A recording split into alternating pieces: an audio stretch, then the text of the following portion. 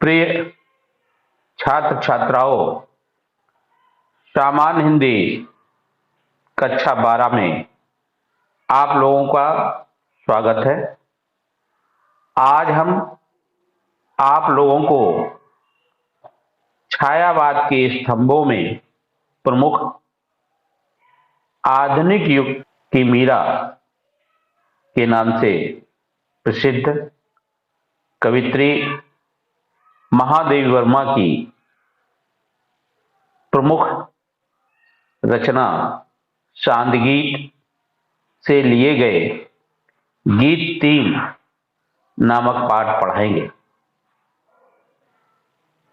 इस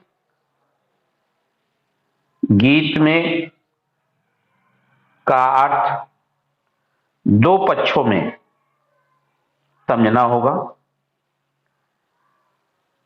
एक पक्ष में स्वयं कवित्री अपने अंदर विरह वेदना को प्रकट करती हैं और दूसरे पक्ष में बदली,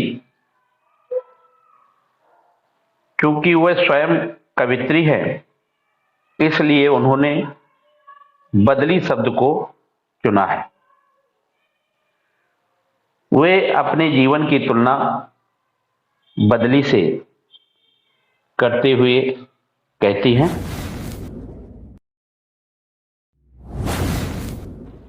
तो पहले हम गीत की पंक्तियां पढ़ेंगे। मैं नीर भरी दुख की बदली, मैं नीर भरी दुख की बदली, इस स्पंदन में चिर निस्पंद वसा, क्रंदन में आहात विश्व हसा, नैनों में दीपक से जलते, पलकों में निर्झरणी मछली। मैं नीर भरी दुख की बदली, मैं नीर भरी दुख की बदली। प्रस्तुत पद्यांश में महादेवी वर्मा स्वयं की तुलना बदली से करती है। अपनी विरह वेदना का वर्णन करती हुई कहती हैं, मैं नीर भरी दुख की बदली, अर्थात मैं नीर कहने का भाव यह है कि मैं नीर अर्थात आंसू से भरी हुई दुख की बदली हूं। जिस प्रकार बादल पानी से भरे रहते हैं उसी प्रकार उनकी आंखों में भी सदैव आंसू भरे रहते हैं। कहने का तात्पर्य यह है कि उनका जीवन दुखों से घिरा हुआ है। अगली लाइन देखते हैं। इस स्पंदन में चिर निस्पंद वसा, वह कहती हैं जिस प्रकार बादलों में हमेशा कंपन अर्थात हलचल रहती है, उसी प्रकार विरह से उत्पन्न दुख ने भी उनके जीवन में स्थायित्व ग्रहण कर लिया है। अगली लाइन देखते हैं। क्रंदन में आहात विश्व हसा, वह कहती हैं जिस प्रकार बादलों की गर्जना से शोर को सुनकर संपूर्ण विश्व हंसता है अर्थात खुश हो जाता है, उसी प्रकार उनके प्रीतम माने परमात्मा की विरह वेदना में दुखी होने से लोगों को भी प्रसन्नता की अनुभूति होती है। अगली लाइन देखते हैं। नैनों में दीपक से जलते, महादेवी वर्मा कहती हैं कि मेरे नेत्र भी विरह से दुखी होकर के दीपक के समान जलते रहते हैं। ठीक उसी प्रकार जैसे बादलों के बरसने से बिजली चमकती है। पलकों में निझड़ी मछली। वह आगे कहती हैं कि प्रीतम की ब्रह वेदना के कारण सदैव आंखों की पलकों से आंसुओं की नदी बहती रहती है। जिस प्रकार बादलों के बरसने से नदियों में बाढ़ आ जाती है। तो ये थी पहला पद्यांश। तो इस पद्यांश का काव्य सौंदर्य देखते हैं। इस पद में सबसे पहली बात बताई है कि साधक के दृढ़ निश्चय को ही सफल अभिव्यक्ति मिलती है। इस पद्यांश की जो भाषा है वो शुद्ध परिष्कृत खड़ी बोली है, शैली गीत है, अनुप्रास और ऊपर अलंकार है और करुण एवं श्रृंगार रस है, स्वच्छंद छंद है, गुण प्रसाद है, शब्द शक्ति लक्षण है। अब इस पद्यांश से संबंधित 5 प्रश्न जो पूछे जाते हैं, तो इसमें पहला प्रश्न पूछा जाता है, पद्यांश के पाठ और कवित्री का नाम लिखिए। तो इसका उत्तर हो जाएगा, प्रस्तुत पद्यांश श्रीमती महादेवी वर्मा द्वारा रचित सांद गीत से लिए गए गीत नंबर 3 से लिया गया है। अब दूसरा प्रश्न देखते हैं, रेखांकित अंश की व्याख्या कीजिए। तो इस गीत में रेखांकित है, नैनों में दीपक से जलते, पलकों में निझरी मछली। तो इसकी आइए व्याख्या देखते हैं। जिस प्रकार बदली की गर्जना सुनकर गर्मी से त्रस्त संसार प्रसन्न होता है, उसी प्रकार मेरे रोने से भी घायल संसार को प्रसन्नता मिलती है। जिस प्रकार बदली में बिजली कौंधती है और उसके जल से नदियां प्रभावित हो जाती हैं, उसी प्रकार मेरे नेत्र भी ब्रह वेदना में दीपक के समान जलते रहते हैं और मेरी पलकों से नदी के जल के समान ब्रह के आंसू बहते रहते हैं। अगला प्रश्न देखते हैं। प्रश्न तीसरा, महादेवी जी ने अपने जीवन की तुलना किससे की है? तो इसका उत्तर होगा, महादेवी जी ने अपने जीवन की तुलना बदली से की है। अगला प्रश्न देखते हैं, मैं नीर भरी दुख की बदली, इस पंक्ति में निहित भाव को स्पष्ट कीजिए। तो इसका उत्तर आप लोग लिखेंगे, मैं नीर भरी दुख की बदली। इस पंक्ति में कवित्री महादेवी जी बदली से अपने जीवन की तुलना करती हुई कह रही हैं कि वे नीर भरी दुख की बदली हैं, अर्थात उनका जीवन दुख की बदलियों से भरा हुआ है।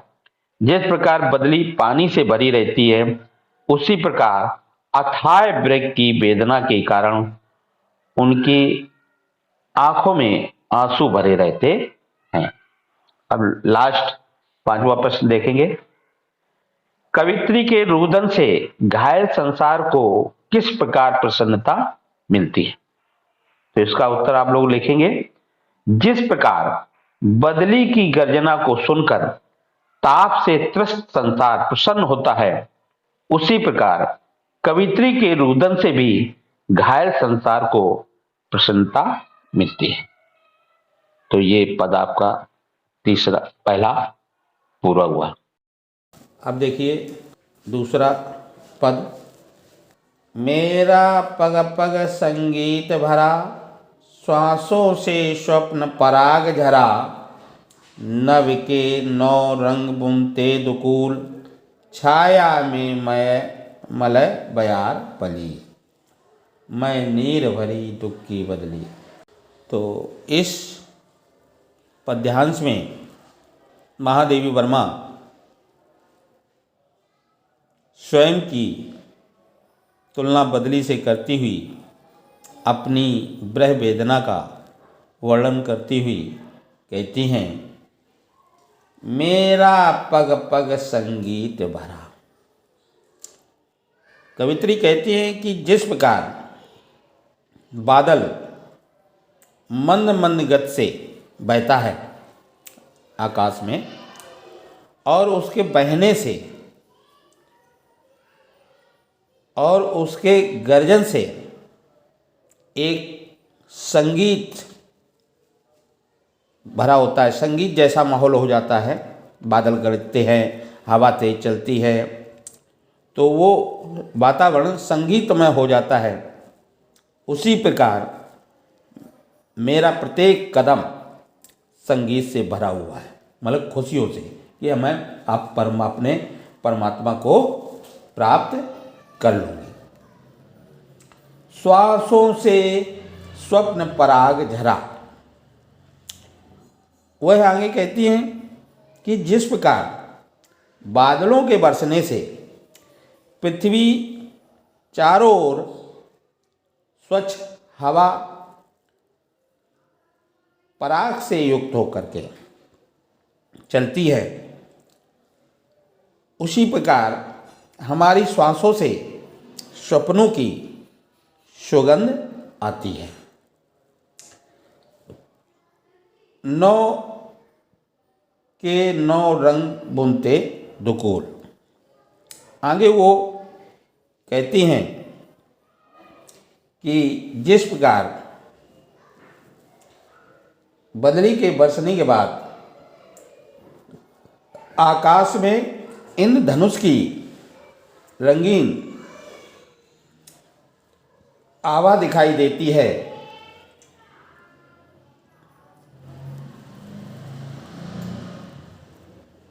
और मलयागिर से आने वाली शीतल मंद सुगंधित वायु चलने लगती है, उसी प्रकार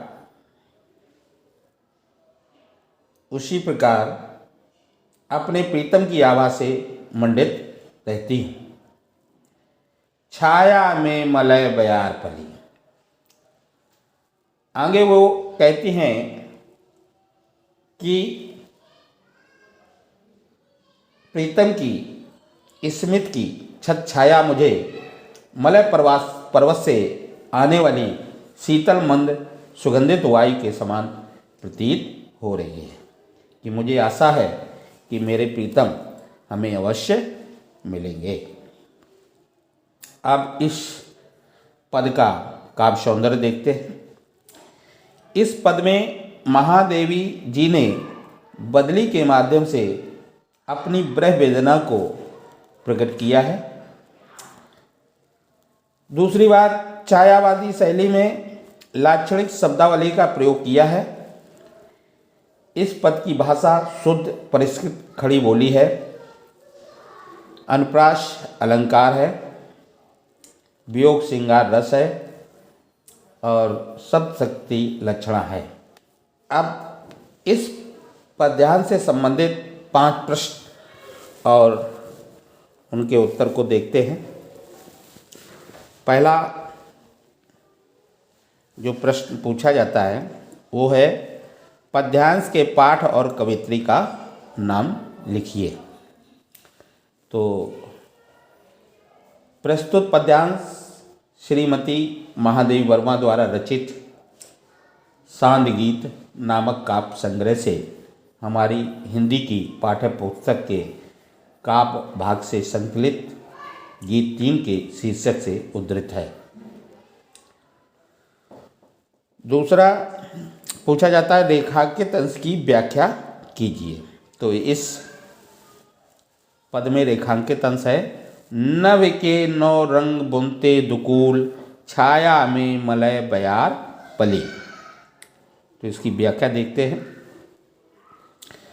बदली के बरसने के बाद जिस प्रकार आकाश इंद्रधनुष की रंगीन आभा से विभूषित हो जाता है और मलय गिर से आने वाली शीतल मंद सुगंधित वायु चलने लगती है, उसी प्रकार मैं अपने प्रीतम की आभा से मंडित रहती हूँ और प्रीतम की याद में की छाया मुझे मलय पर्वत से आने वाली शीतल मंद सुगंधित वायु के समान प्रतीत होती है।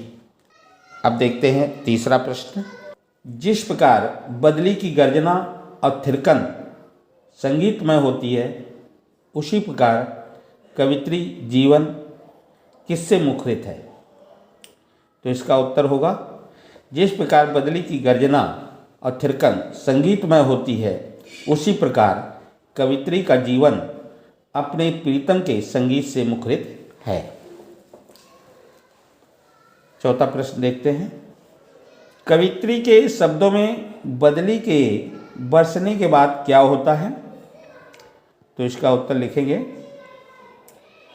कवित्री के शब्दों में बदली के बरसने के बाद जिस प्रकार आकाश इंद्रधनुष की रंगीन आभा से विभूषित हो जाता है और मलय गिर से आने वाली शीतल मंद सुगंधित वायु चलने लगती है, उसी प्रकार कवित्री भी अपने प्रीतम की आभा से मंडित रहती है।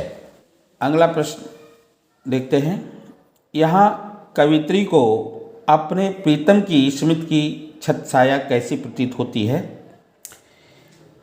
तो यहाँ कवित्री को अपने प्रीतम की स्मृति की छत्रछाया मलय पर्वत से आने वाली शीतल मंद वायु सुगंधित वायु के समान प्रतीत होती है। तो इस प्रकार से ये 2 पद्यांश मैंने इस वीडियो के माध्यम से पढ़ा दिए और आशा करता हूँ कि आप लोग इसे अच्छी तरह समझ लेंगे और जो चीज़ समझ में ना आए तो आप लोग कमेंट करें, उसे पुनः समझाने का प्रयास करेंगे।